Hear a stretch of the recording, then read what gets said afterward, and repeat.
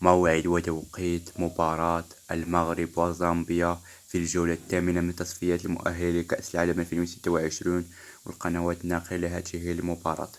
يحتل المنتخب المغربي المركز الأول في المجموعة الخامسة بواقع 15 نقطة، فيما يحتل المنتخب الزامبي المركز الثالث ب6 نقاط.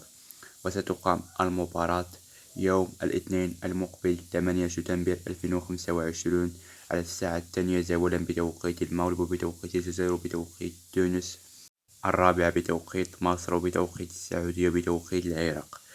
وتوقعاتكم حول هذه المباراة، من سيفوز؟ هل المنتخب المغربي سيواصل الرياضة ويحقق العلامة الكاملة، أم المنتخب الزامبي لديه رأي آخر؟ ولا تنسوا لايك الفيديو والاشتراك في القناة فضلا وليس أمرا، وتوقعاتكم تهمنا في التعليقات.